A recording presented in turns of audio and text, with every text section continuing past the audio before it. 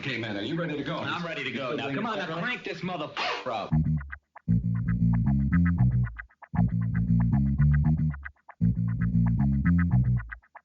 Break it down like this.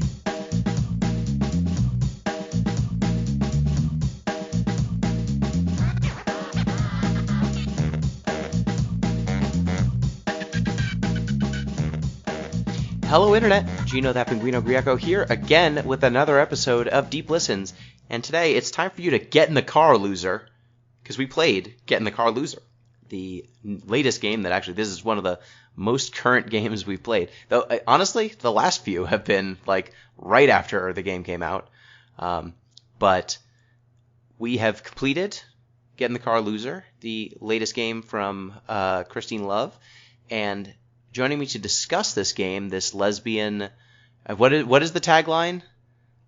Lesbian road trip adventure? Yeah, that sounds right. I think that was the tag from Love Conquers All Games.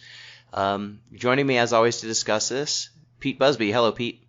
Hey, how's it going? Just layers upon layers of metaphors in this game. I think we're going to have a lot to unpack.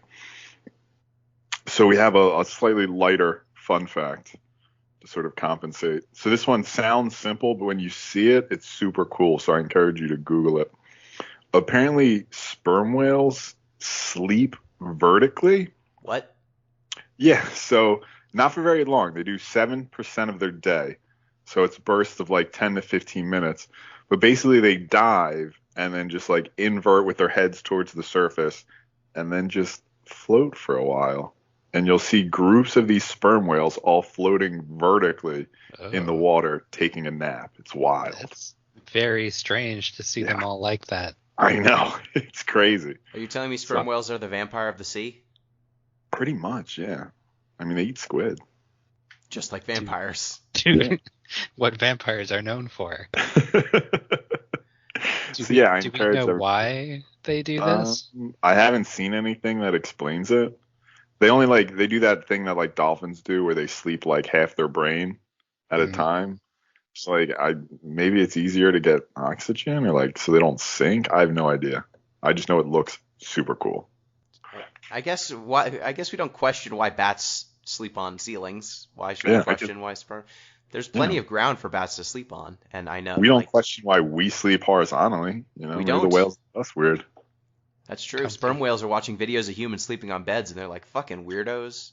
What are they doing? They're sleeping alone horizontally? For like 8 hours? That's crazy. It's crazy. But what about the other half of their brain? What's it doing? That other voice you've heard is M. Palladino. Hello, M. Hello. This was my pick. I knew it was going to be a lesbian road trip adventure, but I did not know quite how much of it was going to be like that. So I assumed it was going to be all of it. Yeah. The part that surprised me was how much of it was Final Fantasy XIII. Yeah. That's the spot that got me. And it will continue to get us as we talk about it. But yeah, I'm glad that I picked it, and I'm sorry I subjected Gino to it. It's fine. It's fine. I like the parts that I read. Mm-hmm. If there were, we'll talk about it. We'll get into it.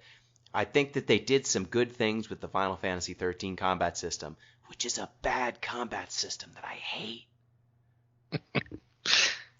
But before we get into Get in the Car, Loser, first off, our normal housekeeping, you can get in touch with the show at DeepListensPod on Twitter, deeplistens.libsyn.com. We have our comment sections and deeplistenspodcast@gmail.com. You can also support the show on patreon.com/deeplistens, and if you were to do so, you would get access to our Discord, where you can talk with the host of the show, other fans of the show, and if you were to talk in there loud enough, you might end up on the Discord report. The Discord report. Boop-a-doop-a-doop-a-doop-a-doop. This week on the Discord report, Gino has been watching the Chimera Ant arc of Hunter x Hunter. Good Sounds arc. like that's a time. It's a good arc. I hate You don't like that arc? So far, it's just the gore level of this show in the last season and a half or so has gone up significantly. It does. It ends strong, I feel like. It's not as good as the Hunter exam arc. Well, the Hunter exam arc, the exam arc of any show is good. That's true. That's a good point too. But yeah, the Chimera ants, like we went from the video game MMO world, which was very cool, to now there's some weird ants that are eating people, and now Gon and his buddies, instead of beating up humans with pathos, they're beating up weird bugs that look like rhinos sometimes. Yep. Yeah, they're gonna start looking a lot weirder. Yeah.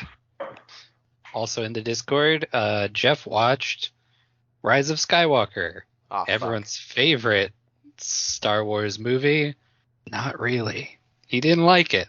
And if I Shocking. remember correctly, you had a list of your favorite have. Star Warses. Yes, I have a list, and it's at the bottom. Lower than the one that I cut out of my watching order, The Phantom Menace, which is unnecessary. This one was just awful. So What's the good? One of the new ones was good. What's the good new one? The first one. I New- I like the second one, but a lot of people don't like the second one because it did different stuff, and also there were women in it. How dare they? I liked the second one the most. I feel like the first of the new trilogy. What is it's the new Jedi? What is the? The first one was The Force Awakens, and then it was The Last Jedi, Right. and then it was Rise of Skywalker. Right. Is Last Jedi when she goes and finds Luke?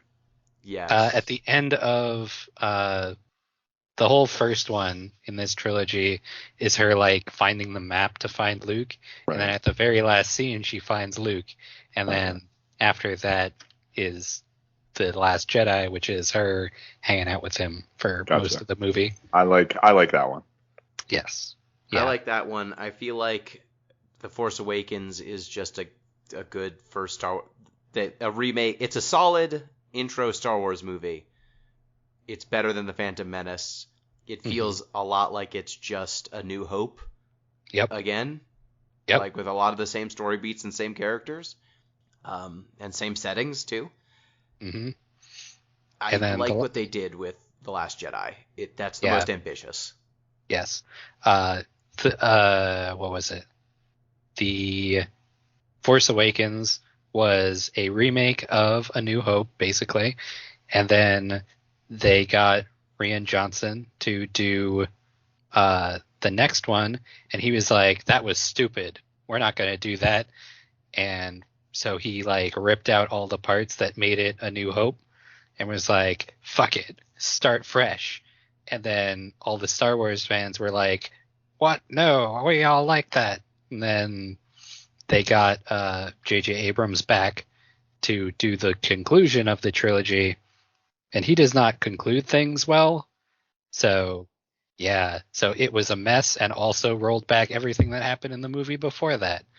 It is cowardly, and I would do a whole show on tearing it down if we had to. I would say that the last what is the name of the last one? Rise of Skywalker. Rise of Skywalker is like a Frank Caliendo impression of a wet fart. Like they couldn't get the wet fart. They needed to get an impressionist. Mm-hmm. It's a terrible movie. Yes. I was angry at it as I was watching it in theaters when I saw it. And I think I think I was at one of those movie theaters where you were allowed to eat and drink. And I was like, this pot pie tastes worse because I'm watching this film. You picked the most like sci-fi entrees. The pot pie. Of course. So now it is time for my obsession of the week. And my obsession this week, Pete, I'm sorry if I'm infringing on your gimmick slightly. Okay, that's the more the merrier. A lot of good facts out there. My obsession is praying mantises. They're dope, and I've got them in my backyard. Nice. Nice. They're pretty fly bugs. They Are they bugs? They are bugs. Okay. They are bugs. For the last few weeks, I've been finding more and more of them in my backyard, just kind of hanging out on fences and on bushes and such. They are cool looking. I like that their heads can do like 180 turns. I like that they just kind of hang out. They're very chill. I found what I believe to be an egg sac of praying mantises, so there will be more next year. I don't love that they eat each other. That's kind of a bummer when that happens. But That's half of their appeal. That's true. There were a couple times where I was like, oh, look at those praying mantises. They're just hanging out. Oh, no. You've actually watched them do that? No, so I was out like seeing how many there were, and I found And you were one like, that one fewer now. yeah, I found one that was eating something, and I was like, oh, did it catch like a grasshopper or something? And then I recognized the abdomen that was sticking out of its mouth, and I was like, uh-oh. Something's happened here. But yeah, I've definitely found a number of praying mantises that are like very worse for wear, and it's clear that they've been fighting. How does Scyther survive in the world with swords for arms? Not a lot of don't know. hugs. Okay. Yeah. Not a lot of hugs. A lot of picking things up awkwardly by turning the sword sideways. Just pinching between his swords. I feel bad for Scyther. Scyther's I fine feel as long like- as it can puncture something, like you can jab some meat and you got a kebab. Yeah, like I think it can kick stuff too if it has to. Like not slice things up. It's very unsettling to me to imagine Scyther eating with its feet, Mm. He's got okay stats. with prehensile feet. Skizor is really the way to go, though. Yeah, Mhm. Skizor can pick things up. There's a new one. Did you know? I They're was making what's its name? Hold on, I gotta find it. I gotta scroll through all these fucking thick Pokemon in our Poketalk channel. Cleavor. Cleavor. There is a new Scyther evolution called Cleavor. It is a Bug Rocket version that will be in the Pokemon Legends Arceus game. Ooh, with a K. Fancy. Yep. It's got like axes for arms. It belongs in the Mortal Kombat universe. Yeah. That's It has very bad typing. It will not be used anywhere. No, Bug Rock. Bug shit. Rock, that's no good. But Pretty bad. it's gonna look very cool. Oh yeah. It's a shame because like its other option was Steel and Bug, which is that's fairly legit. It's more Yeah. legit. Mhm. Definitely. It's metal as fuck, as you might say. It's true. Please Ah. don't make it fight anything fire, please. Also, Sora Kingdom Hearts is in Smash. I forgot to mention that. Oh yeah. Did you see that was that, a big. Pete? That was a big deal. No, I have to get Smash. Yeah. Yeah. For he- years they would Does he like ask. transform? What'd you say? Can he do his like transformations or whatever? I forget what they're called. He does not have his forms, but you can change his outfit to match. So like, you can do all the. I don't think you can do like anti-form or any of the cool ones. But you could be Timeless River Sora, the black and white one, and yeah, he's all out look today. Sad boy though. He's He's such a sad boy. Like he's just gonna talk about Sora the whole time. He's not gonna fight at all. Yeah. gonna talk about missing Kyrie and Riku.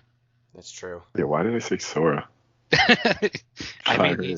he's actually gonna talk about missing Donald and Goofy because they are legally not allowed to be shown in the game.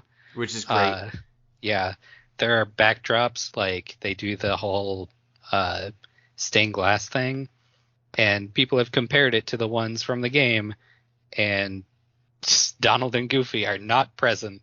They have been replaced with a pow-pow fruit and a raft, because I guess Disney had some things to say about this. And They're in many slightly ways, litigious. a pow-pow fruit and a raft are more useful than Donald and fucking Goofy. Oof. How dare you? Yeah. You know what's even better, Pete? They've created many stained glasses that can show up towards the end of battles. Okay. Sora, Riku, Aqua, Xion, Ventus, Terra, Vanitas, no I Kyrie. don't remember any of these. No Kyrie. No Exactly. Kyrie. No Kyrie. She doesn't get a stained glass. What a weird game. I'm so salty about it. It's fine. Xion is like a Kyrie, right? Xion is well, damn it. Why do we always get onto this? Xion is Sora if... Podcast. Yeah, pretty much. You know what? Yes. I know Aqua's a Kyrie, and Ventus and Vanitas, or Roxas, they're all Soras. And Terra and Riku are Terras. Sure. And Axel. Axel also gets one. Axel also is a Terra. Yeah? Is that... Okay. Everyone's the same character. They're all the same 3 characters over and over and over again with different names. I'm not that wrong. Actually, there are 4 characters, because I forgot about Xehanort. I don't know who any of these people are. That's good. Keep it that way. Never learn. It's important to me, Pete, that you never learn what I just said. Forget everything you've just learned. Yes. Okay. What game did we actually play? We actually played Get in the Car, Loser. Gotcha. Right. I remember now. Okay. Em, you picked this. Explain it. I picked this. Get in the Car, Loser is a lesbian road trip RPG by the creator Christine Love from Love Conquers All Games. It is about, I'll read the little tagline here, about fighting for love and justice in the face of indifference, inspired by choice-driven visual novels, and a battle system influenced by classic and modern JRPGs. Will you stand and fight in the face of evil? It came out September 21st, so we are right on the 1 month mark. I did not realize it came out so recently when I picked it. In this game, you are playing as Sam, who is a trans woman healer, Grace, who has stolen the sword of fate. Destiny. Fate, destiny. Yeah. Valentine. There's no E, so I don't know how to pronounce it, but I'm going to say Valentine because that's what I said the whole way through playing it, who is a non-binary TA of the 2 protagonists, who serves as your tank, and later you get Angela, who is an angel, and you're going to go about 2,000 miles to fight the Machine Devil, who is the big bad who arises every 1,000 years. And you're going to try and kill him before he gets the chance to arise again. Because fuck that guy. Yep. And along the way you fight cultists and monsters and go to diners and have some fun. Yeah, so this game, and just a shout out at the front, because this game is only like a month old, we're going to spoil everything. We're going to talk about it from front to back, so if you don't want to be spoiled on it, it's free right now on Steam. You can get the DLC Battle on the Big Bridge. No, not Big Bridge. Battle on the Big Boardwalk. Big Broadwalk, yeah. Right now, which is kind of that and buying the soundtrack are the 2 ways in Steam that you can pay for this game. But it is free to play the entire storyline. So check it out if any of this sounds appealing to you. We're going to spoil stuff, and we'll start with some less spoilery things, and then we will get further and further into Spoiler Town. So you have been warned. So the game starts off, Sam Anon is leaving a divine college. It's like a college run by angels, from what we can tell. Yeah, that sounds about right. Grace and her significant other, her partner, Valentine, pull up in a car and say, "Get in the car, loser." You get in the car, and as soon as you leave, Grace tells Sam, "Hey, I stole this sword. We're going to go kill the Machine Devil." And Sam's like, what? And the journey just kind of picks up from there.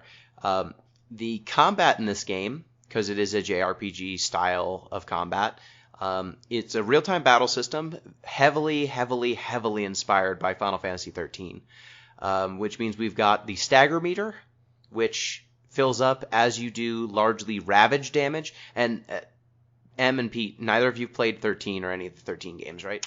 No. There are multiple 13 games? There is a 13-2. Shouldn't there just be different? You know what? I'm not getting into it. No, I've never played them. What you need to understand is there's 13, 13-2, and 13 lightning I- returns, which is I not numbered. don't know that you know what the word need means. Okay. So almost all of the terms that are used in this game are just straight pinched from that game. So Ravage is the magic attack that Sam can do and that Angela can do. It boosts stagger and does almost no HP damage. There are regular attacks which do HP damage but don't do much stagger. So the goal, similar to 13, is to increase your opponent's stagger meter. Once they are staggered, they will slow down. They will do less damage. You can exploit them any number of ways, including an attack called Exploit, that will then do extra bonus damage because they are staggered. So the trick is build the stagger meter and then wail on your enemy when they are staggered. So you want to get them to stagger as quickly as possible and then keep them there as long as possible. Okay. I mostly understood that. Yeah. Like, in terms of the combat. Like, Ravage is the exact same term in 13. There's an attack you get later on called Smite. It does the exact same thing in 13. It has the same name. Juggle is, again, a move from 13. So, like, a lot of this stuff, if you're used to 13 and have played it at all, the combat will make a lot of sense. The big divergence from 13, and the part that kind of makes this game stand out, is that you are... Like 13, the whole thing was auto-battling. Like, you press the X button, and as long as your character was the right job, and the jobs were like 6 roles: attacker, defender, Ravager, which was all about building stagger, Saboteur, which would debuff characters, Synergist, which would buff your characters, and what was the 6th one? Medic, healer. So you would just make sure that you had a proper combination of roles, and each of your characters could be any of the 6 roles. So, like, you know, if you're taking a lot of damage, maybe you want 2 healers and a defender. If your enemy's staggered, maybe you want 2 attackers and 1 ravager so that you can keep building the stagger meter, etc., etc. So, like, the actual attacks that you're doing, you'd press an auto battle button, and it would just do the optimal, or something resembling the optimal attacks. And it was really your job to make sure you had the proper mix of archetypes at any given time. In this game, each of the characters has their own archetypes, and they only ever kind of occupy those archetypes. So Sam is a healer and a ravager. Valentine is a sentry. I think it is just called sentry, isn't it? Tank, yeah. Okay, tank. Okay, it's not the exact same term. So a tank and a damage dealer. Grace is just damage dealer, period. No, 2 different types of damage dealing, but it's just all damage. And Angela is a ravager / damage dealer. So these characters have different moves that they can learn, but ultimately they're only going to do 2 different types of things. Though Sam's support can be buffing and it can be healing and debuffing. So Sam kind of takes on more roles than most from the 13 wheel of jobs.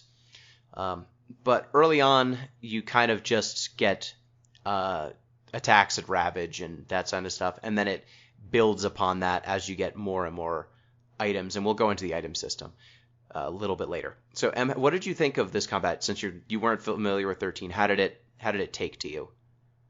Yeah. So at first, like when you're presented with all of the equipment options, it can be pretty overwhelming because I have no idea what I want to focus on with each of my characters. But once you like start to get into it, it basically like structures your characters along their own particular routes. Like Sam is always going to have the support option, and usually that's split between a exploit attack. So if I put that on Sam, it'll always go to support. If I put it on Grace or anyone else, it would be exploit.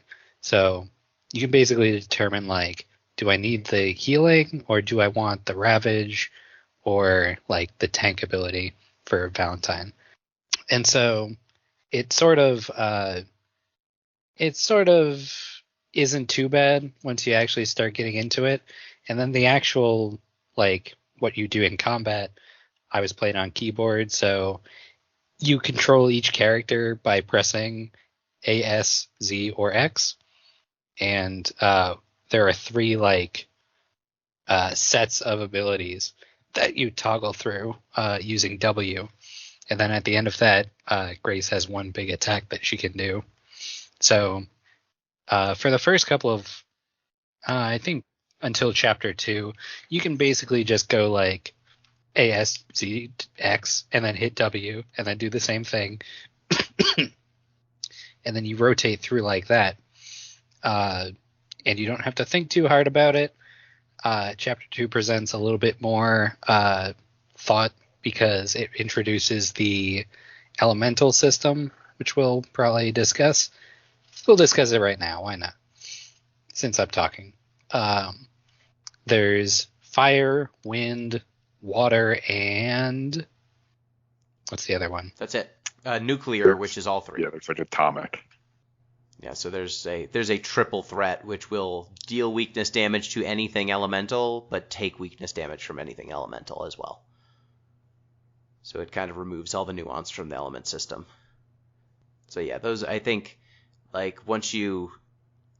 The first chapter, they don't introduce any of the elemental stuff. It's just ravage. It's just build stagger and then attack when they're staggered and heal when you're damaged and tank so that you have a character to concentrate on.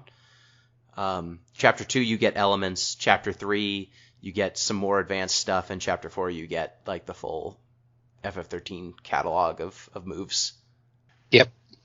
That's it. The whole thing I found horribly confusing for most of the game. I decided very early on I was just going to be all stagger all the time because that was basically the only mechanic I really understood. There's also an option in the, I guess in the options menu that you can basically pause combat. It's like when you hit a decision node, the game basically like auto pauses for you. And when I found that, I was super happy because I was like, oh, thank the Lord. Now I actually have time to decide what it is I want to do. I noticed that while I was like midway through chapter 4, which is basically the end of the game. I was like, well, it would have been nice to see that when I started this, but it's fine. Now that I've got my rotation down, it doesn't bother me as much. It was a genuine lifesaver. Yeah. I never found that. I turned the difficulty to easy as soon as I played it for like a few minutes because I had the opposite problem of UP'd because I've played 13 now. I've played 13 and 13-2. I've played this combat system now for almost 40 to 80 hours of my finite existence on this earth. So when I was exposed to a game that just had the exact same general mechanics, I was like, oh, please, God, let there be some variance. Please don't let it just be the 13 system. And it eventually gets to the point where there's some stuff in chapters 3 and 4. But chapter 1, if you understand how this system works and have played it as much as I have, it felt like there was nothing there. I was just mashing on all 4 buttons as fast as I possibly could. Because I just knew the whole point is get them in stagger, and once they're in stagger, then you just wail on them and then they die. So like until chapters 3 and 4, I had a hard time playing. I avoided as many battles as I possibly could, just because I felt like I wasn't seeing a novel take on 13. I saw a lot of just 13 with less options in some cases. As far as I can tell, too, like you can almost skip battles indefinitely. So the way the battle mechanic works is you're driving along the road. And here's my biggest criticism of the game. It's in kilometers. I don't know what sort of degenerate does something like that. But every few kilometers, there's either a battle or you can go to a shrine and heal or you buy gas to keep the road trip going. So if you don't want to fight an enemy, you just switch lanes and you don't have to. Yeah, so... Yep. Early on, I was taking on every battle because I didn't know how much money I would need. Because, as you alluded to, Em, like, you're buying equipment that is generic. Like, it can be assigned to any of your characters, and different equipment will do different things when equipped to a different character. But the leveling system in this game basically requires you to acquire... Each item has a level from 1 to, I think, either 9 or 10. And the way that you level your characters up is you acquire a level, let's say, 1 plus item. So there's level 1 items and then level 1 plus. Once you get a plus item for every slot of your characters, then you can buy level 2 items, etc., etc. And buying items, you are guaranteed 1+ item per purchase, and all the other items will be regular versions. And you can feed items to other items to level them up to plus status, which is 13 does something like this. Like you get it's junk basically that is to be fed to items. So it's not quite the same, but it's similar. Like you're feeding items to your items to make them stronger. And how did you find that item leveling system? So I found the character progression. Again, I don't know why I was just so confused by everything. The character progression, I was like, okay, like how do I level them up? Because for whatever reason, I didn't really understand we get pluses in all slots, then they basically level. I did understand the feeding things to other items, which I appreciate because I'm somebody who likes a clean inventory.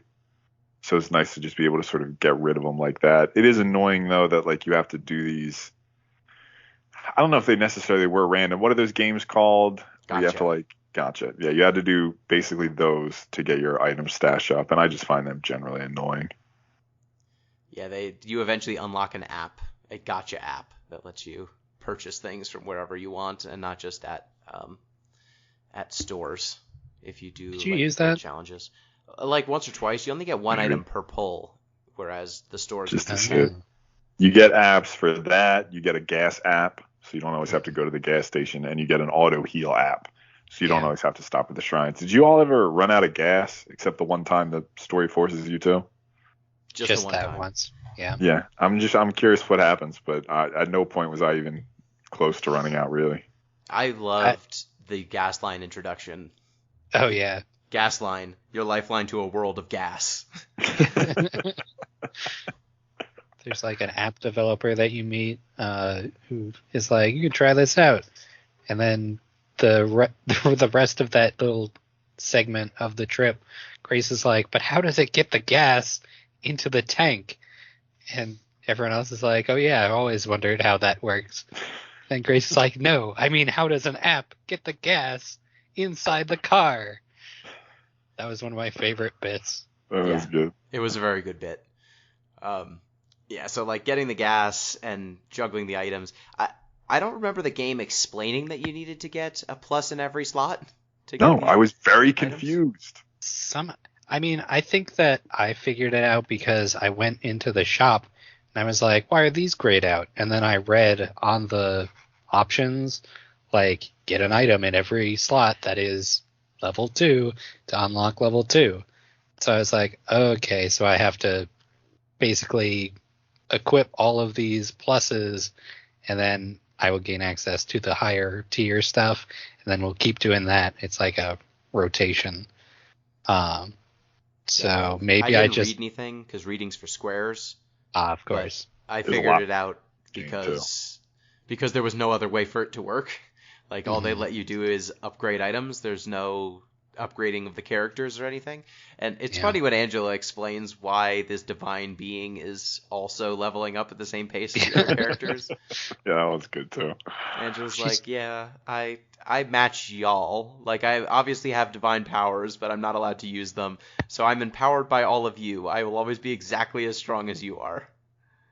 There was another good bit like that where I forget how it came up, but Sam was basically talking about how hot Angela is. And Angela just goes, oh, I just manifest as your greatest desire. Yeah. Sam's like, oh, well, that makes sense. And then Angela's just like, JK. No, I'm just fucking with you. I will say, too, while we're on the subject of team composition, like, I understand why they did this for the sake of the story. It makes perfect sense to lock in the characters into the, let's say, jobs. We'll just use the Final Fantasy terms, into the jobs they have, because they need to for the story. But as someone who really loves team composition, it just annoyed me a little bit. You know, like I said, the trade-off's worth it because they definitely need it, but I was just a little sad.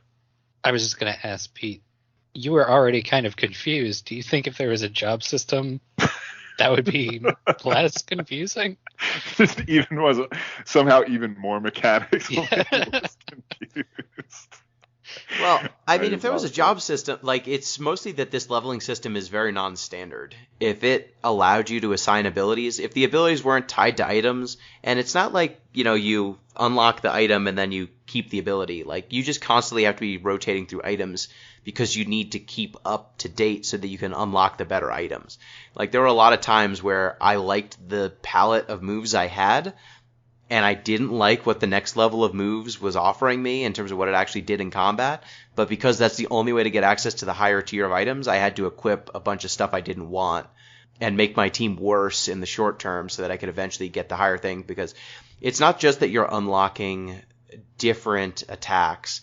The numbers scale up with the item level too. So if you've got a level 4 item equipped when you're fighting like level 6 or 7 enemies, you'll just be doing shit damage.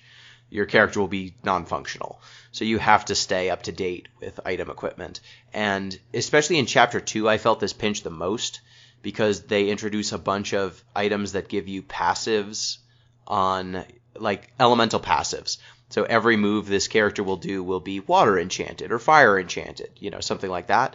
And for my characters, like, you run into random battles, right? Some of the enemies will be immune, and the way immunity works in this game is if you attack something with its own element, it absorbs.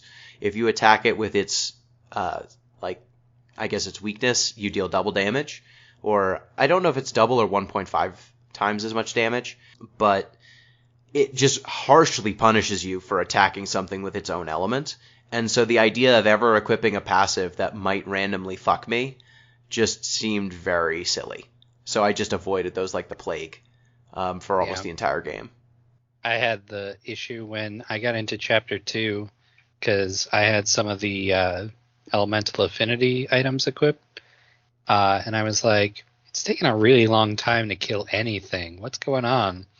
And it was because all of my attacks were then an element that I was healing my enemies. So battles would go on for like 10 minutes instead of what it was supposed to take, just because once you hit it with that element, it's going to heal like basically back to full. Because if you're staying up to date with like what level your items are supposed to be, it's going to do a lot of damage. And at the same time, it does a lot of healing. So that was tough. But And then the damage also scales with stagger. So if you hit them when they're very vulnerable, you'll heal them by a ton. Yeah. And once I figured it out, I was like, oh, of course, I'm just not looking at all of the things on the screen, which one of the complaints I had was on my large monitor. It was hard to look at all the stuff, which is very small. Like if it was on a Game Boy Advanced, for example, which the art style kind of lends itself to, I feel like I wouldn't have had as much of a hard time. But like I'm usually looking at my cooldowns like in the middle of the center of the screen, and to see elemental affinities, you got to look at like the enemy list, which is on the left side. So usually I was not paying attention to it for Chapter 1, and then it became very relevant in Chapter 2. So yeah, that was tough. The game is fairly fast paced if you're not playing in that kind of stop at every decision point mode. And because it's so fast paced, I didn't notice that the green health was popping off of enemies for a while. When they were getting healed. Like there were times when I wasn't noticing they were getting healed, except like there was one enemy that would say, "I'm healing now," as an ability proc. And that would let me know, okay, something's healing. But I was not realizing when I was passively healing enemies. Yeah, for all the reasons you all are describing, I decided to go all atomic all the time, as much as possible. Oh, as soon as I could, yeah. Glass cannons everywhere. Mm-hmm. I was just like, yeah, I don't want to deal with this system anymore. Just the idea of having moves that, like, if you're up against an opponent who is wind and you have a wind ravage, you just can't use that move. And so your options are you can min-max it so you just absolutely crush water enemies, which is, I think, who's weak to wind. So just have a bunch of wind moves, but then you're completely screwed against wind. Or you can evenly distribute your elemental attacks across the 3 elements, which means that, for certain, you only are allowed, 2 per character. Oh, no, it's 1 per character per, I guess, set. So each character only has 3 moves they can do. So losing one of them against random enemies just seemed really bad. And that's why like the passives were extra bad, because if I had a wind passive and I'm up against a wind opponent, that character can't attack this fight. Which is just, how? Why would you ever do that? Yeah, it basically cuts one of your arms off, which is tough, and it only gets tougher as enemies get stronger. So usually I did not use those unless it was like the gain atomic affinity, which also screwed me over because I put it on Valentine, who is my tank, and then they were weak to everything. It was something that I remedied, but for a while I was like, man, they're dying really fast. Valentine's really terrible at taking hits. That's all they do, though. Yeah, weird. But yeah, so I think once you get to the back half of the game and it starts giving you the advanced abilities like Rust, which is a poison ravage that deals damage over time, and then you can cash it in once it's been kind of applied to someone for a good long while to get a big burst of damage. Like, there's utility. It's a big attack, and it's also a poison. Juggle's another one where you'll hit 3 times, and each of those hits will knock enemies into the air and keep them up there, which lets you really abuse the combo system, because it has the same combo system as 13, where the more attacks you can chain in a row, the more stagger bonuses and damage bonuses you accrue. So Juggle's perfect for that. You've got Smite, which is an ability that cashes in all of the stagger and knocks the enemy out of stagger, but does a ton of damage. So you might want that if, you have this finisher that's just available to you. You start getting things like auto tank or heal tank or burst tank, which, this one will heal and then you draw enemies in, taunt enemies. This one will let you attack and taunt. This one will make your character in taunt mode permanently and you don't even have to hit a button. This one will make them super duper tanky, so they take almost no damage, but after a while they hit a cooldown, and then they're super vulnerable. So like you start getting real interesting options around like rank 7, 8, and 9, which is end of chapter 3, beginning of chapter 4, which just felt really late to me. But again, this is something like I've played this system a lot, and so I'm used to having all the options, or I was waiting for the options to unlock. Whereas for you and Pete, it sounds like it was overwhelming at first, and you really needed that ramp up time. But like I said, I basically ignored most things most of the time. So yeah, I mean, yep. I either needed ramp up or I needed more direct tutorial. Did you end up enjoying the combat once you did get up to speed? Like the parts I paid attention to, yeah. And like I said, the big move for me was auto pausing things. Once I did that, everything became a lot more fun. Yeah, that sounds like a smart way to do it, honestly. Like, I only realized it once I was accustomed to the system. But I was like, man, I wish I had started with that, and I wouldn't have, had so much trouble in the beginning, especially when I was like healing enemies by accident. I would have been more cognizant of that. But I don't know. I got into like a groove. Like, I knew what all of my abilities were. And even if they were elementally based, I knew like which ones I should avoid on each of my pages as I cycled through abilities. So I was just like jamming out basically.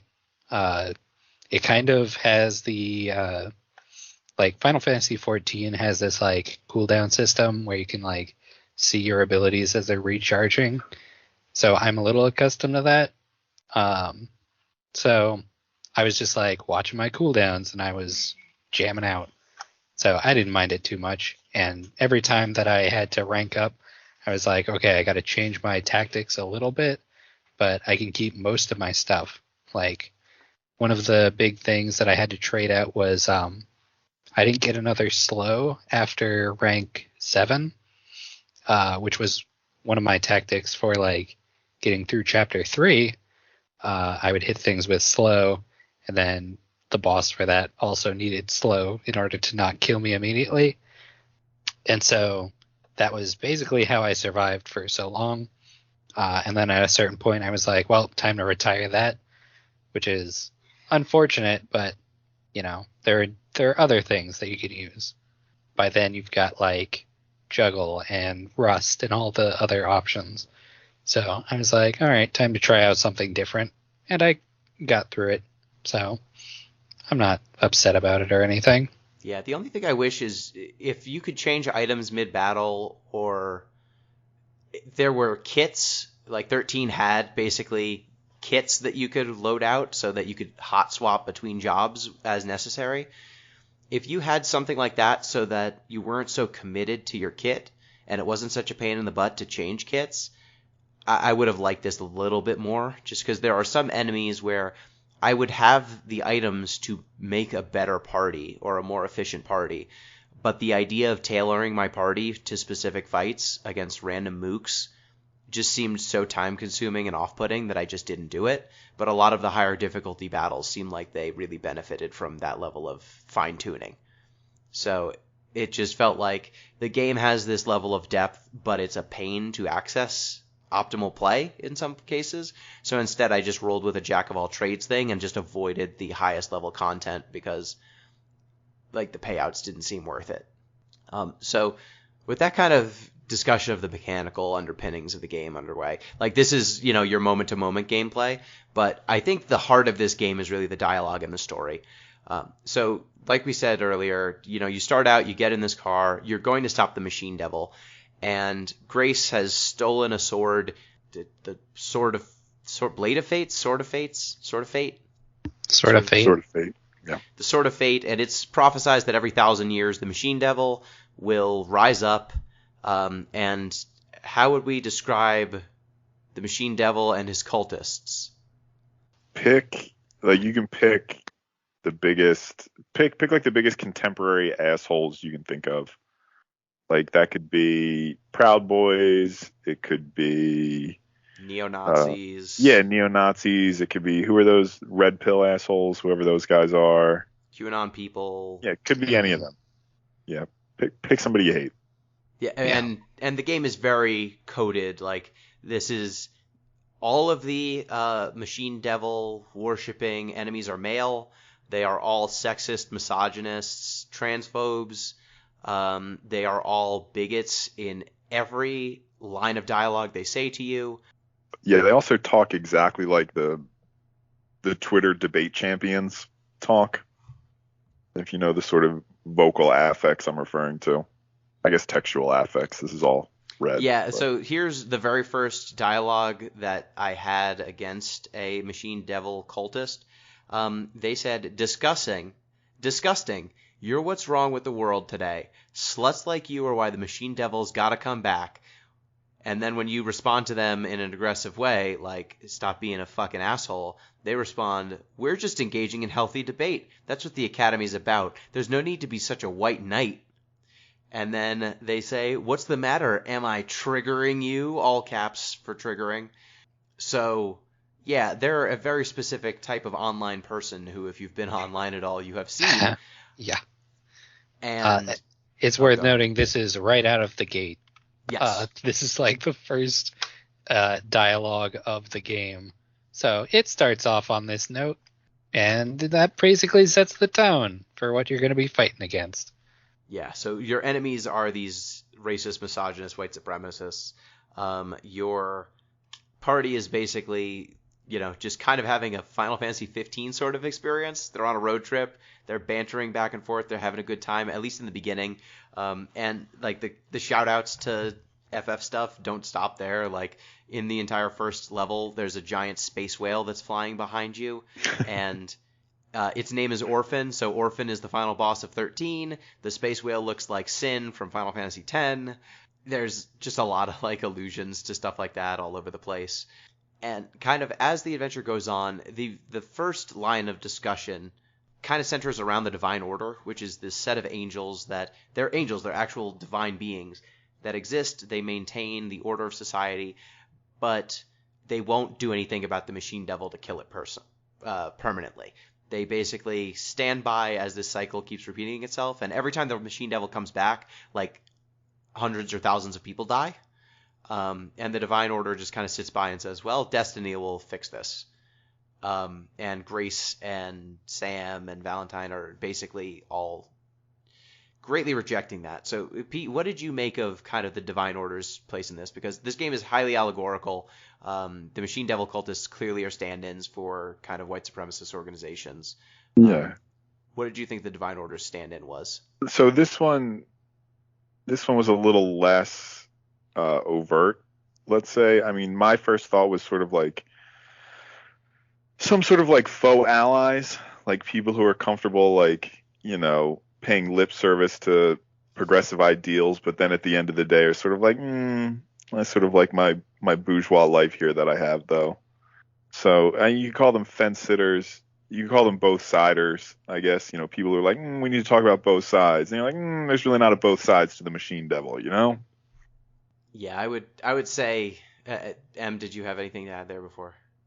No, I agree. I was viewing them as like centrist or the government they seem to be representing, which is like, you know, we could do something about it, but we have to, you know, be fair to everybody. It's like, you got to work this out yourselves. We don't really want to end the filibuster, so yeah. Yeah, they are status, like they're status quo oriented. They think that, well, we need to keep things the way they are because this is the age of peace. And even though this cycle is just constantly brutally destroying people every 1,000 years, and the status quo before the Machine Devil rises, like Machine Devil cultists are sacrificing human beings to gain demonic powers, demonic machine powers, and the angels are like, that's fine. Well, you know, fate, eventually the person of destiny will come and resolve this. While we're discussing this cycle, quick just jump to the end. I think we all see where this is going, right? The Machine Devil's not going to win. But would you say it's a happy ending? Because, like, if it's all cyclical, in 999 years, we're just going to have to come back and do this all again. Yeah. Like, I was wondering about that too when I finished the game, because it's implied that this is not the end, and no one is gonna like break the cycle. They're just gonna have to, you know, shove it under the rug for another 1,000 years. I don't know if it's a happy ending, but it's a temporarily happy ending. It's better than the alternative. Yeah, I mean, like, there's a lot of going up to the ending, like the game is talking. It seems as though there is something different about this cycle because Grace just grabbed a sword instead of waiting for the Machine Devil to rise, and Grace like got to it before it could rise up and start hurting people. But the game, like, it doesn't have an FF10 moment where like there's this cycle of violence, but we're gonna find a better way. This game just kind of says, well, we're going to be preemptive. We see where this is going. We're going to kill this thing before it can rise up, because things seem to be getting out of hand, and it's better to be proactive rather than reactive in this moment. And I think that the message makes sense for this game, that like there's not some, even though the evil is defeated, like everyone needs to constantly be defeating the evil, right? It's not a thing that you defeat the Machine Devil and then badness is defeated forever. And we could talk about it when we talk about like the very final battle. Like there are some lines that I think are especially poignant for that. But I don't want to skip all the way ahead because I think that there are some important points. Yeah, I just want to go on the subject of the cycle. Yeah. So like the first section, I think there's a lot of discussion of, it's just kind of fun, flirty dialogue. Like Sam's thirsting after Grace. Grace is dating someone else, but also flirting back. Valentine's flirting with both of them. They're just having a grand old time and then commiserating about how shitty people are. And how the world's kind of going to shit. That's pretty much it. Yeah, my favorite line of dialogue from this section is that about 1,000 years ago, during a time of social and economic hardship, an evil cult that worships the Machine Devil rose up, and that's kind of the official definition for why these people exist. Social and economic hardship was just so on the nose. Like, we need to understand that these folks, and they say that women's rights were what the social hardship was. Yeah. It's just very, very witty, very well written. So the second section kind of continues from the first, but the big kind of overarching thing is you run into a worker at a local diner. Like, after you fight a boss, you always go to a diner. And like the boss of chapter 1 is a giant monster that has captured Angela, your angel, and your fourth party member. Once you rescue her, does Angela have pronouns? Do we get them? I don't recall. I Divine feel like being. Yeah, I feel like Angela is just always Angela, Yeah. which is angel with an A. I don't know if y'all noticed that. I didn't notice that. Thank you.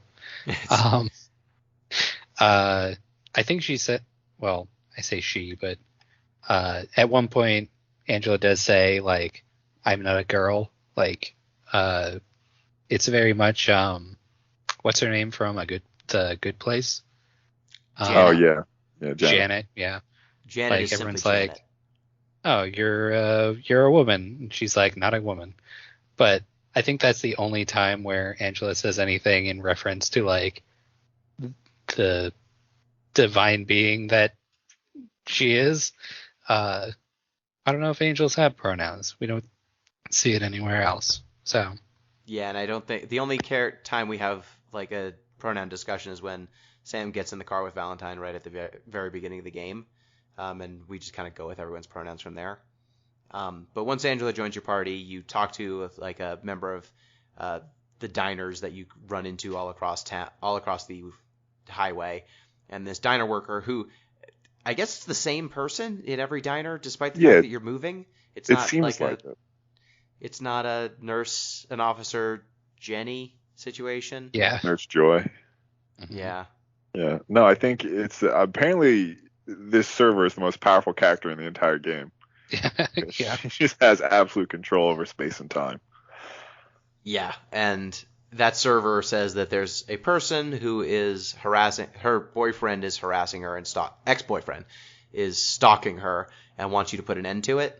And that's kind of the second boss, which is Gaius M. Who's Gaius from Final Fantasy? Because that name is also a Final Fantasy character. Gaius is a traditional Latin name, though. I can jump in here with the etymology. That's all I got. Gaius. Oh, okay, just Latin. It's just Gaius is a boss from Final Fantasy XIV. Is there another Gaius in Final Fantasy lore, or is that the only one? Just 14. Okay. Gaius is a bad guy in Final Fantasy XIV. He is the guy that uses the Ultima weapon to try and take control of the city-states. It doesn't work because you are the Warrior of Light, and this Gaius is a internet fuckboy. Is how I would put it. very accurate. Very much like using Valentine's dead name, which we don't see on screen The game because redacts it. yeah, it gets redacted, and he's kind of has a history of just being an asshole in many ways, particularly to anyone who is perceived as a woman. In his fight, he has like contacts that he seems to be bringing up who are women from his past, which change his elemental affinity. I'm not sure if we understand the implications of that, like in the fight, or if it comes up later. But he's gross, and we fuck him up. It's all of his exes, it would appear, and each of them has a different elemental affinity. So we see like Valentine pre-transition. We see two other characters who we don't really know about, except Valentine says that they're all in the same group chat. Yeah, and then they invite the server to the group chat after the fight. Yeah, so some choice lines from Gaius. So long as they've got their own power, So the Divine Order, so long as they've got their own power, they're unwilling to do anything about the pure world that I deserve being taken from me. Man's world being weak is just what they want. Mm-hmm. And then when the characters mention, like, hey, you machine cultists, like, killed Emily Harmless, which is a really good name for a martyr. This Gaius says, protesting isn't asking someone to stop. That isn't civilized debate. It's intimidation tactics. And when you finally say enough's enough, we've got to fight, he said, sad. We probably have more in common politically than you think. But if you're really going to call me a cultist, then I guess I have no choice. You forced my hand. He's the worst. I guess I'm just going to have to sacrifice you to the machine devil. So terrible. He's the most annoying character in the whole game. Like there's another guy later on who also sucks, but Gaius sucks the most. Yep. Yeah, and the ability of this game to distill shitty Twitter discussions into characters and imbue it's like you've animated the worst Twitter arguments so I can punch them, and I really enjoy that. That was very fun and satisfying. You know, if you're gonna make an escapist fantasy, there are worse things than animating the worst jerks I've ever seen on the internet, and then allowing me to punch the shit out of them in a safe and sound way. Yeah, I kind of want to go back and take screenshots of all of their arguments in case I ever do get into Twitter arguments, and people try any of that shit. I'll just post a screenshot. Just, you know. Yeah, there's an enemy that does the whole, like, your gender's a tractor or a helicopter thing, and then they do that's the one joke. Get another joke. That's still the same joke. There's one later on, too, I didn't quite understand. Maybe I'm not online enough. Which but you one? go to fight this guy in front of the shrine, and he threatens to shit his pants. Oh, yeah. And then he's like, oh, what? Basically, like, him shitting his pants is somehow owning you. Yeah. I didn't get it. I'm pretty sure that's a Charlie Kirk thing. I forget if it's him or some other right-wing lunatic who has, like, wore a diaper as an own. What the fuck? Look, I don't know about this. Sorry, you're not online enough. Damn. I'm not going to look into it, because whatever it is, I probably don't want to know about it. I thought I was pretty online, but I'm more online than any of you. Really? I mean, I moderate a website. That's true. I'm a professional social media person, though. You're not in the right circles. My business doesn't want me in those circles. No. And let me just say, like, as someone who is fairly online and who follows, like, quite a few game devs, quite a few queer game devs, like, a lot of this game's dialogue felt like my Twitter feed coming to life in some ways, and it captured that vibe, the good and the bad, I thought, in a pretty authentic way. So after Chapter 2, we get to Chapter 3, which I think is the biggest departure of this game. So during the Gaius encounter, at one point he offhandedly, like, while he's being a terrible misogynist, says to your party of one non-binary person, a trans woman. Do we know if Grace is trans? I don't think I think Grace is cis. Yeah, I think she's cis. Grace is cis, but they don't really say anything. And then Angela's an angel, so divine being, no gender. So at one point Gaia says three women offhandedly, and it's not sure, you don't know who he's trying to insult. Is he trying to insult the non-binary person? Is he trying to leave out the angel? And this moment causes Sam to have a profound moment of gender panic, I would say. Like, was Gaius intentionally misgendering her? And was that calling into question her entire gender presentation and concept of self? And Chapter 3 is basically an extended panic attack and depression spiral triggered by that one offhand comment. Yeah, one of the best ways it's sort of instantiated. Well, there's two big things that change. One, all the other characters disappear, so it's just Sam, sort of locked in her own head. And two, your dialogue options are severely restricted. Yeah. So while you see other potential responses, they're all grayed out, and you can only select one. Yeah, and like the look of the game becomes more and more surreal as well. So like at first it starts with the other characters getting grayed out in the car, then they're gone from the car, then the like background starts becoming words floating through the sky instead of the background that used to be there. Like at certain points, Sam's silhouette stops being Sam and starts being like other characters' textures superimposed over Sam's frame. So it spirals more and more and more. And I don't know. I mean, I found this section very emotionally resonant, but I have some questions about the overall deployment in terms of the linear narrative. But before I get into that, like, what did you think about this section? Yeah. In this section, a lot of Sam's internal dialogue is very. I think it'll hit home for anyone who has struggled with their own gender presentation. It's a lot of like self-doubt, comparing herself to the others that she's traveling with. She's 22. It reminds me a lot of where I was at 22. Just trying to, figure out where I'm going with stuff. And it wasn't so like, it didn't hit home enough that it was like triggering to me. Some people, it might be like a little too raw at times. But yeah, it's fairly real, I think. Especially given what we know of Sam at this point in the game. She's kind of newly out, still trying to figure out like what she wants to wear, what her presentation is going to be like, after being bottled up for a really long time.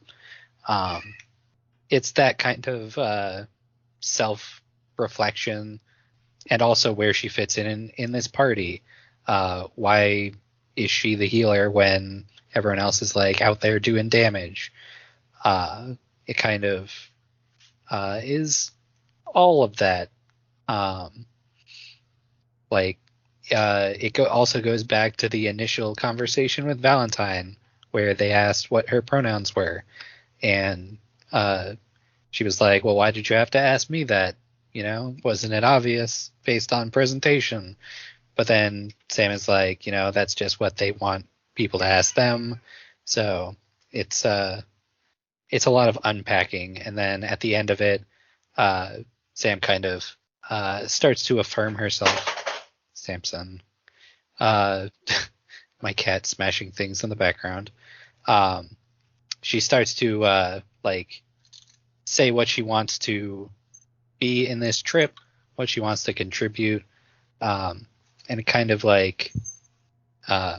fortifies her for the rest of the trip. And then we have the boss battle. Before we even get to the boss battle, I just had some stuff on the section. So Sam is there's a few moments where she's unpacking whether transitioning, she has negative thoughts about whether transitioning was worth it. She starts internalizing kind of externalizing a voice of doubt, of the idealized version of a non-transitioned version of herself, that just attacks her relentlessly. She has moments where she's questioning, am I attracted to women because I'm attracted to them or because I want to be them?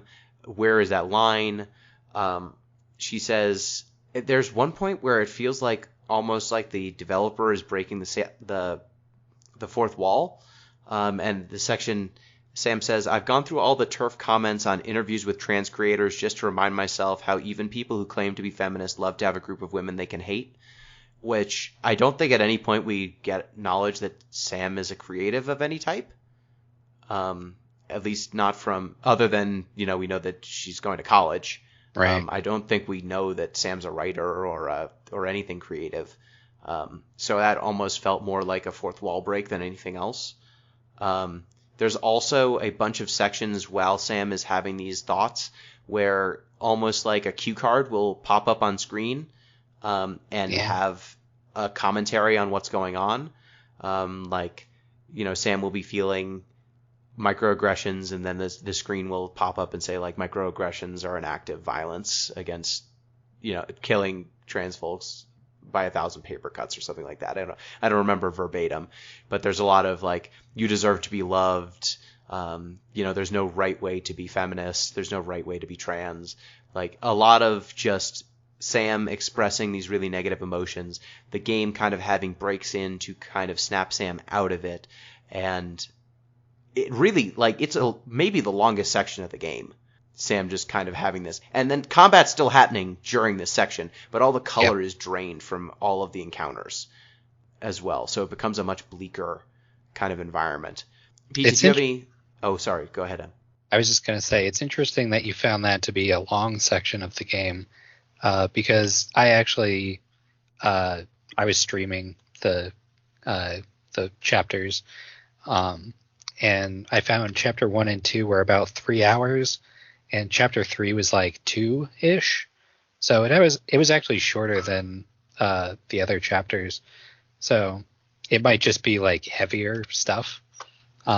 It might also be that, like, at this point I was engaging with the combat a little more because I had more options, whereas I avoided them in chapter 1 and 2. And also it's just so much more emotionally draining than the other ones. Like, it's not fun, breezy dialogue. It is a person abusing themselves and working themselves out of it in real time. And so, like, towards the end of this section, when Sam was really tearing into herself, the thing that really occurred to me the most was, like, as someone who has been around when I have seen people in this sort of state, where they're really dealing with tough emotional realities and difficult thought patterns, having to be a bystander and not being able to lend a hand to Sam, always having to pick the option where Sam is the cruelest to herself, and just having no way to positively impact the situation was just gutting to me. I ended up crying a little bit, just having to sit there and watch someone do that. And as I've been in this situation where I have been around people who are in this sort of state before, and my first instinct is always to try to do something about it, and to have a game present me with a case where I couldn't for an extended period, and I can just see all of the thread lines, and as they're being pulled, I'm like, oh, no, this is going to be so much more harmful. Like, things are not as bad as you seem to be perceiving them right now. Like, there's going to be help. Like, your friends really care about you. Like, there are a million things I want to say to her, but the game doesn't let you. It makes you kind of have to sit with it and watch as Sam processes it on her own. And I thought that it was really powerful. Yeah. Pete, did you have anything on this section? Yeah, so I've never spent, I'm lucky. I've never had to spend any time of my life thinking about my gender. It's basically never been an issue for me. So, as somebody with that sort of large of a blind spot, it was enlightening. Because the only time I've ever approached these questions has been mostly theoretical. Like, I've read gender theory, I've done some queer theory work. I'm up on my Judith Butler, at least slightly. So this moment provided interesting sounds, not dismissive, but it doesn't really capture as much as I want to say.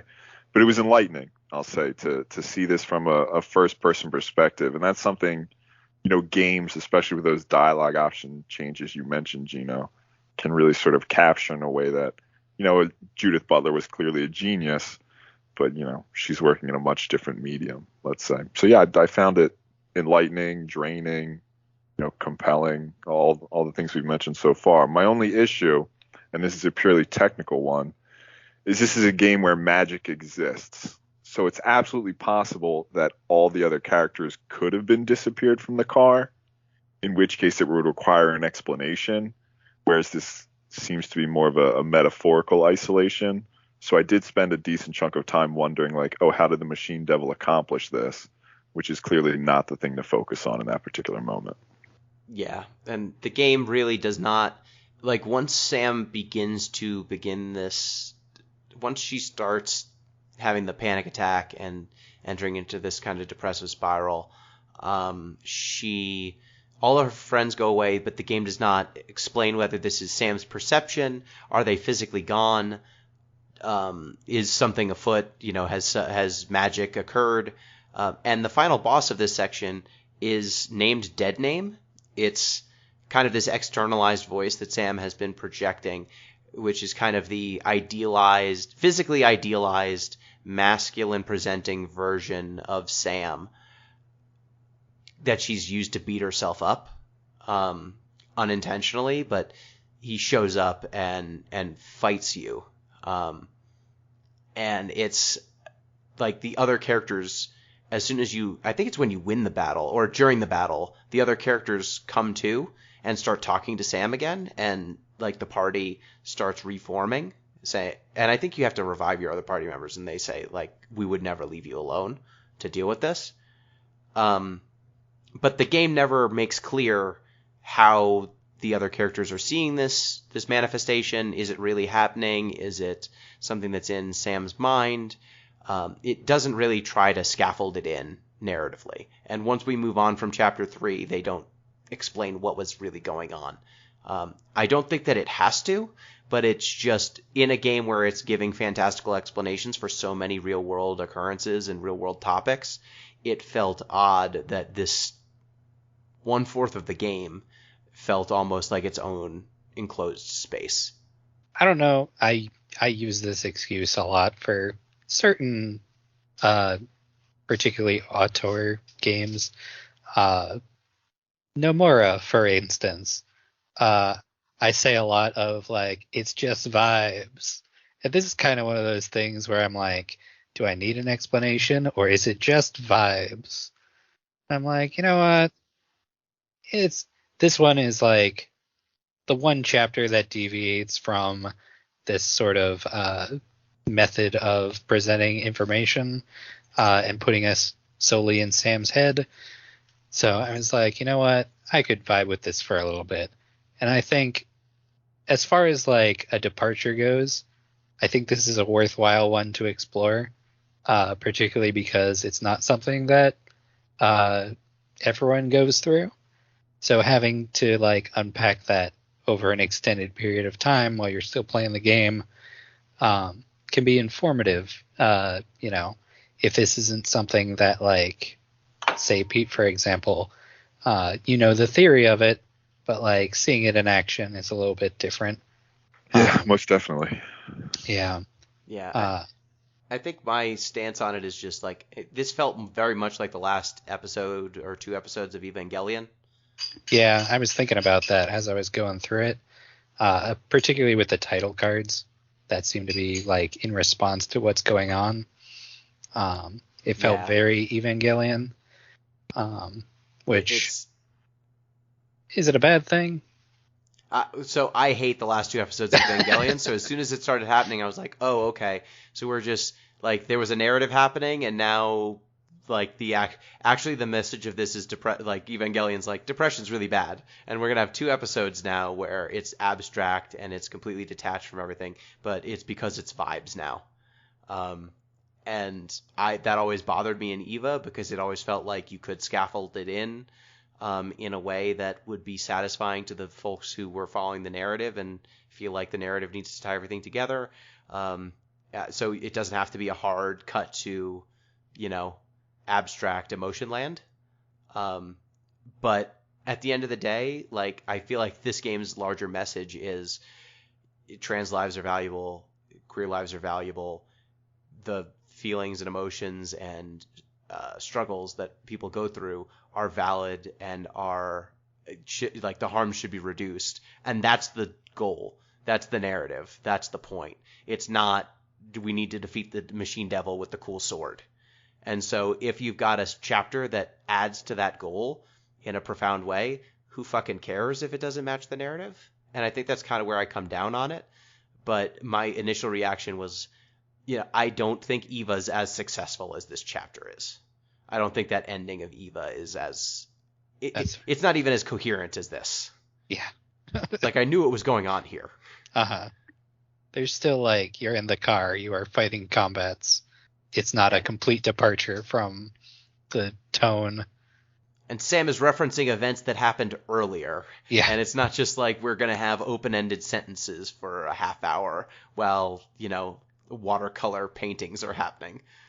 There's a grounding here, even if it's definitely, I think, pulling some Eva stuff. So after you fight Deadname, you get to the final section of the game, which has a running bit where all of the characters say everything is fine. Like the dog in the room on fire saying this is fine. All the NPCs you run into in this final section say everything is fine. Oh, that is... I didn't realize that. Like, I saw some of the guys in the, the thing that gives you side quests, and they're like, everything is fine. And it didn't even occur to me that was, like, a weird thing. I thought they were just, like, NPCs. Yeah. They will say other things in the earlier chapters, but I thought that it was a deliberate reference to that. Yeah, at a certain point you have a dialogue option with somebody else too, where Sam asks them, why is everyone saying everything is fine? And the person basically just answers, it's denial. They're hoping that if they say it enough, it'll be true. Oh, I don't know if I saw that one. Yeah, one of them says, you talk to Angela, and I think it's Angela who says it. That's like, It's better for them to say everything is fine than admit that it isn't. Yeah. So you work your way towards all of these, the final encounter. And I think during this final run-up, we get Grace's big manifesto, which, before that, we actually get a good line from Angela that's like, so Angela, when you die in combat, what the hell is that? And Angela says, I'm merely lying down as an expression of solidarity. That was my favorite line in the whole game. So good. That was perfect. It's just to make like she is part of the party. That's fine. She's a cosmic being who is more powerful than any of us.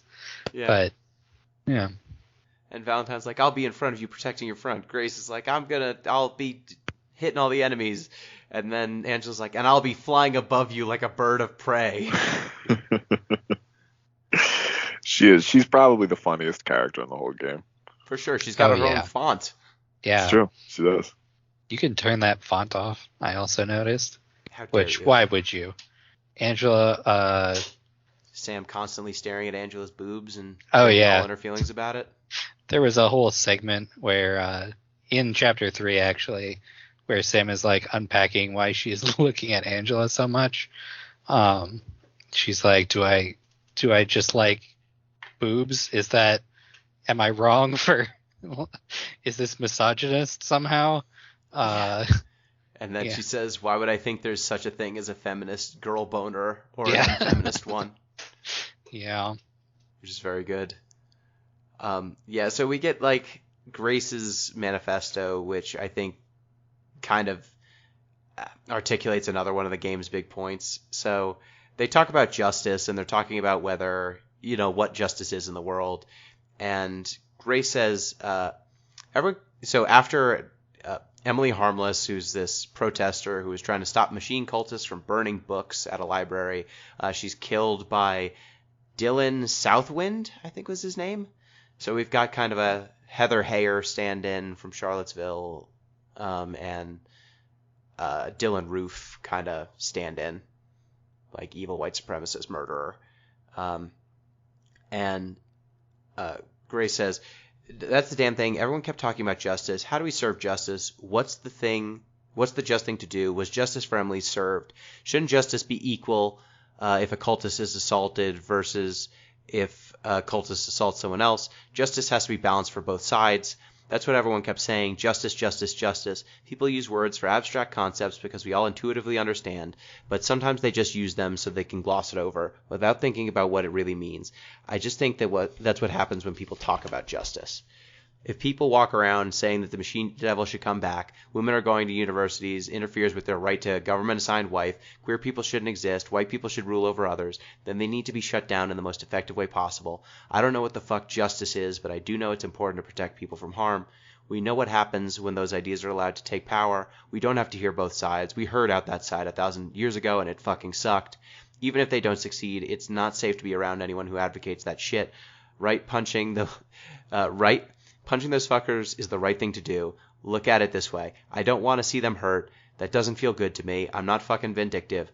But if hurting them will help make the helpless safer, then so be it. So anyone asking if justice was served because Dylan Southwind was imprisoned for killing Emily Harmless, well, here's what I have to ask. Is one man going to Celestial Jail going to stop the next Machine Devil cultist murder? If not, then not enough is being done, and none of us should stop until we've made the world safe again. Which, just a great bit of writing right there. It's one of the only really long, protracted monologues we get. Yeah, solid manifesto, and it's also a pretty, won't say classic idea in critical theory, that sort of these slippery words are used to obfuscate things that we can't really get a hold of, right? That like the only way to sort of understand some terms like justice or like democracy, anything like that, is really looking like a historical change of like, okay, how have we arrived at that term at this moment, and what is it holding for individual people? It's a very sort of a powerful idea that critical theorists have used for a long time to sort of question entrenched systems of power. And I think, like, the one thing I have to say here that, like, it's really, I think this is a really rousing speech. I wish that there was a way to interact. Like, when she says, I don't take any, joy in hitting these dudes and fucking them up, but I'm not vindictive. I'd rather not use violence. This game doesn't have an option for not use violence. The game is you get a powerful sword to go kill all the machine devil cultists. So, rhetorically, it's deploying, I think, a softer edge than the gameplay gives you. And the game gives you dialogue options, like it's a visual novel for bits. So it really kind of articulates through many of its machine devil cultist characters that there is no negotiating with them, there's no talking to them, there's only fighting them. And so it felt a little odd to me that Grace would even leave that little caveat when the gameplay of this game basically says that the only thing you could do is fight. Yeah, that's fair. I mean, it'd be weird if there was like an option for like political uprising, though, like concentrated political unification, which would be the real world solution. The other thing, a minor point, is whenever Grace does her big sword attack, there's like a placard that comes up. Does anyone remember exactly what it says? I will not falter in the face of evil. Thank you. Yes. That is also, if you read the lore, the sign that was on Emily Harmless's protest sign. Oh. She was killed during the protest, which is like a super cool thing to know. And it's just sort of like buried in the item lore cards. Oh, yeah. And we didn't really talk about the item lore cards. There's so many. There's so many of them. They each have 3 lore cards, and they unlock when you use it in combat, obtain the item, and then when you unlock it to its plus form. And they all tell little self-contained narratives, which are really cool. But they there's are just so many. Yeah, I know. Like, I was glad I read that one because I was like, oh, like that's actually a really cool connection. But it's sort of hard to just get through them all. Mm-hmm. Yeah, it did feel a little odd to me that like this game is bringing up so many very prescient, very important topics that are really pulled from the events of the last. Well, I mean, 6 or 7 years for direct references, but obviously this has been occurring for millennia, bigotry and attacks, and that's one of the messages that this game is kind of getting out. And it seems odd to me that the game presents as one of the big solutions, getting a big sword and plunging it through the machine devil. It feels a little bit like, you're raising this large societal critique, and the correct answer is, we got to kill chaos. Well, this is the Final Fantasy problem. Yeah. Every Final Fantasy has the "we gotta kill chaos" John Final Fantasy monologue. So it's a JRPG solution to a very complex problem that I don't know if this game could solve, and that's kind of why we're left with like this cycle is going to continue in 1,000 years. Yeah, and I think Grace at some point Have during this. Good speech. Oh, say that again, Em. You cut out for a sec. Oh, where was I? You said Cycle this will of continue 1,000 in 1,000 years, and then you cut out. Oh, I was just saying, well, we'll see it more in the final battle, but Grace has got to like have a good thing to rally people for 1,000 years. So she has to have a good speech. That's kind of where we're left off with that. Yeah, and they do have a little line about how the real solution is kind of like constantly fighting these little evils instead of allowing it to build up to the machine devil reawakening. Like if you did the pruning of these kind of evil thoughts and antisocial behaviors, if you tried to nip them in the bud rather than allowing them to fester, it might not lead to cataclysms. It might be solvable. But we get from here up to the final battle. You fight 2 angels first because they are not cool with you fighting the machine devil early. Then Dylan Southwind shows up because he was not actually in cosmic jail, and he tries to kill you with a gun. And he has 1 hit point.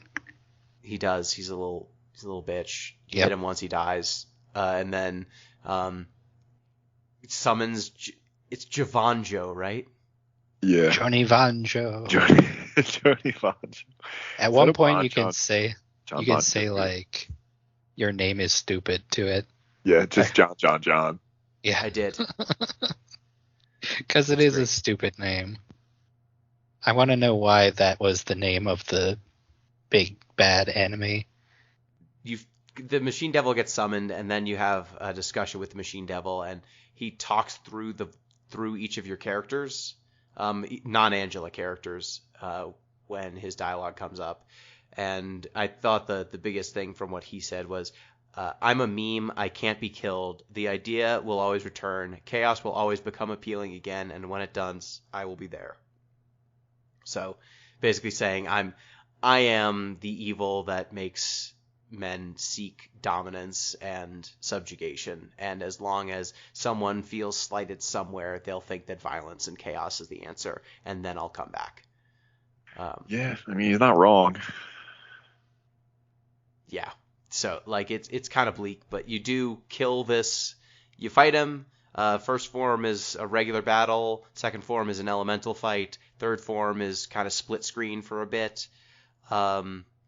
Grace dies at the third form, and you can actually find, and there's an item you can get that's like a replica of Aggie of the Rose's Blade of Fate, and if you read all 3 of the lore cards for that one, it says the first form will be a difficult battle, the second form will show your mastery of the elements, and the third one is, and then Grace Morningstar will die. Which, Oh, what? yeah, it tells you that. He's Damn. on. That's Yeah, fucked up. That weapon's just like, hey, heads up.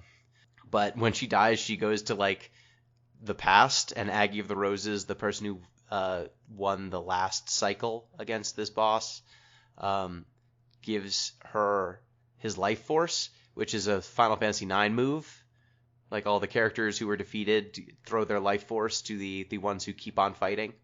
She apologizes for this later on, but she also assumes he's going to be a misogynist. Yes. And he actually turns out to be a pretty cool progressive guy. So good for him. 1,000 years earlier. He just tries to tell, he's like, oh wow, women can fight the Machine Devil in the future. That's cool. And she's like, well, yeah, of course we can. He's like, I wasn't saying you couldn't. Yeah, he's like, oh no, what happened? Did your husband die? Or are you the healer, or what happened? He's like, where's your husband? Yeah. I need to give him my sword. And Grace is ready to fight. And then he's like, whoa, chill. No, I like save the world, so I'm pretty chill. He comes around. Yeah. I also like the art style for this. It's very like old Final Fantasy, like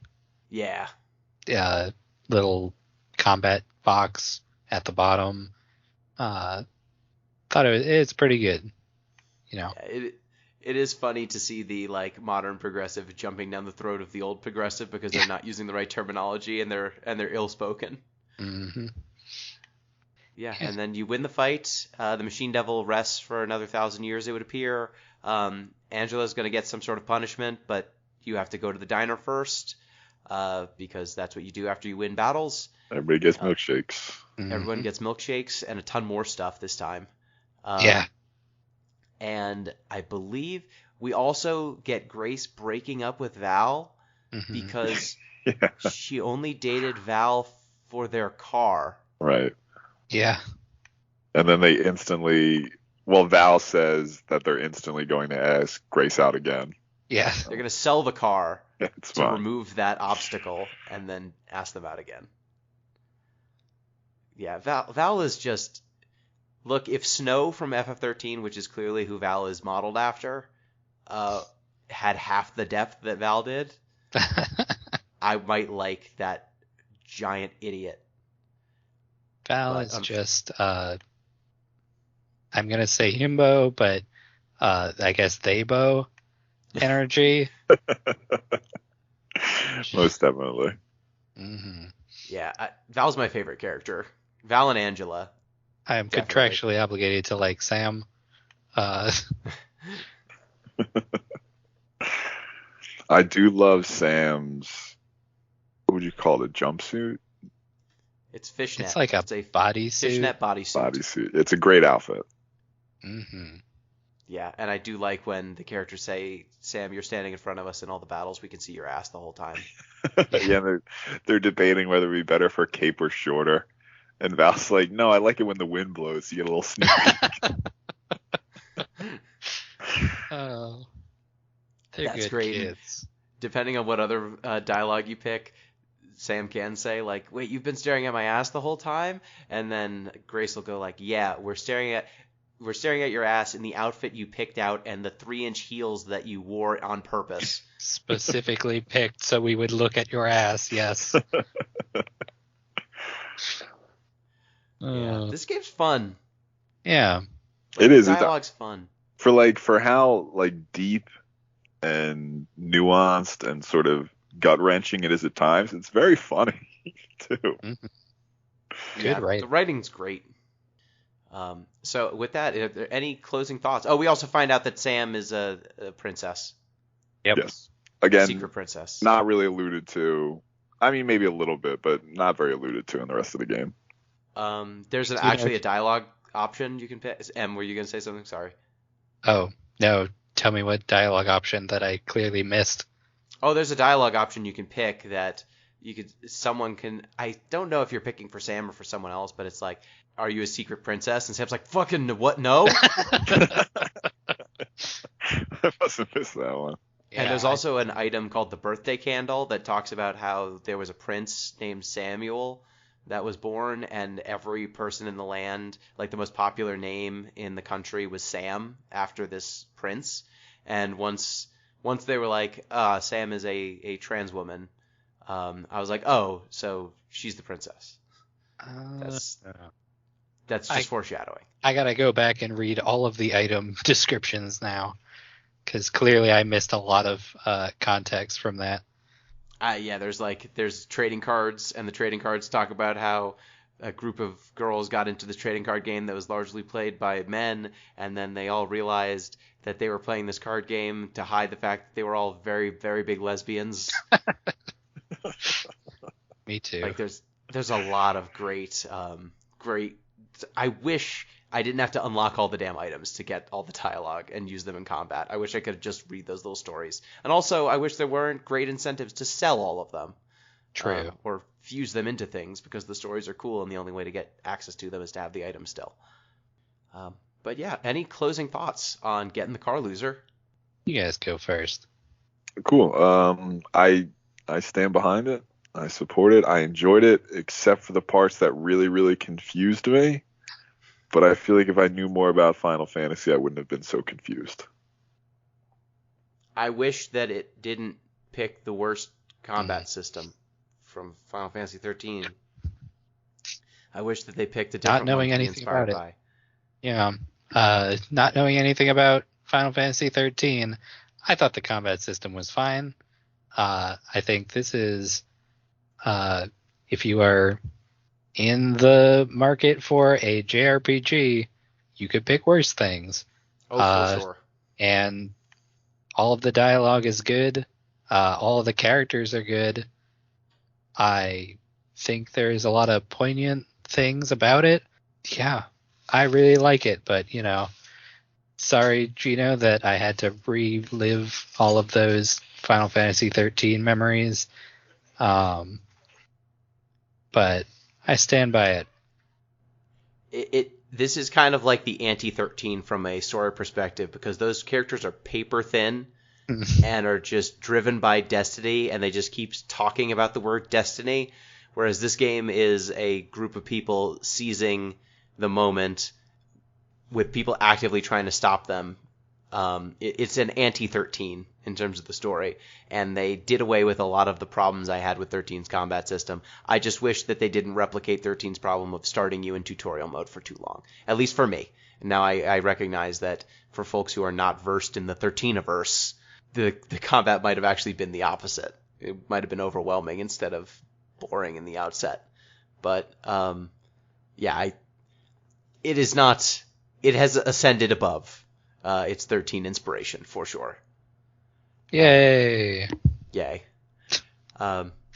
So with that, it is once again my turn to pick a game. And if you listened to the last podcast that came out before this one, our deep dive into Jacob's Ladder, I let slip what I'm going to pick. And what I'm going to pick is Silent Hill 2. Ooh, okay. Because Halloween is coming. Is it better than Silent Hill The Room? Fuck yeah, it is. Yes. It's the good one. Silent Hill 2 is the game that launched 1,000 ships. Because all the movies are terrible. Mm-hmm. The first one's fine. It's fine. But Silent Hill 2, it's the one that kind of jumped everything off. I have never played it. I've learned a lot about it because I have occasionally gone on wiki deep dives into Silent Hill lore. And so I feel like I've played it, but I have not, in fact. So next time up, we'll be playing Silent Hill 2. We might have a guest. Who's to say? So go ahead, and if you want to kind of get some background for that podcast, our deep dive into Jacob's Ladder was specifically recorded to kind of give people an understanding of one of the big inspirations for the Silent Hill franchise and give some better context for that game. And, add another thing, plug, if you like the Jacob's Ladder podcast and want to see us do more deep dives into other inspiration of games that we play, you can get at us at DeepListensPod on Twitter, deeplistens.libsyn.com. We have our comment sections and deeplistenspodcast@gmail.com. You can also support the show on patreon.com/deeplistens, which will get you access to our Discord where you can give us direct feedback as well. So with that, thank you, Pete. Yeah, a good game, worth playing, especially now that it's free. You have no excuse to not check it out. It's true. Thank you, Em. Thank you for letting me play this game. I was going to play anyway. I really want to try out the DLC because I'm still on board with it. So if you want to see me do that, I also rebranded my Twitch because I forgot to mention this at the beginning. Edit this to the beginning if you want. Oh, well, it's fine. I'll keep it here. I rebranded my Twitch because I'm doing the VTuber thing. You can now find me on Twitter and on Twitch at Astrea VT, the letters V and T, where I will be streaming maybe the DLC for this game, probably Silent Hill 2. So follow me there and check it out. Man, I really hope that Gilgamesh is in Battle on the Big Boardwalk. Oh, I think actually, I saw the trailer for it. I think there is someone who's stealing swords, and you don't know who. So, which sounds like a Gilgamesh reference. Well, Battle on the Big Bridge is the famous fight in Final Fantasy V where you fight Gilgamesh. Mm-hmm. So, and stealing swords, that's Gilgamesh's whole deal. Yeah. In the Final Fantasy verse. Look, no one owns Gilgamesh. It's in the public domain. It's only the Epic of Gilgamesh is like the oldest epic poem ever. Like you can't own that. It's only 4,000 years old. Should be out of public domain by now. Mickey Mouse is not going to be out of Disney ownership in 4,000 years, but the writer of Gilgamesh was not fortunate enough to have these tight IP laws. Mm-hmm. All right. Well, thank you, listeners. Hope you enjoyed. Check out Get in the Car Loser. It's free right now. And till next time, peace.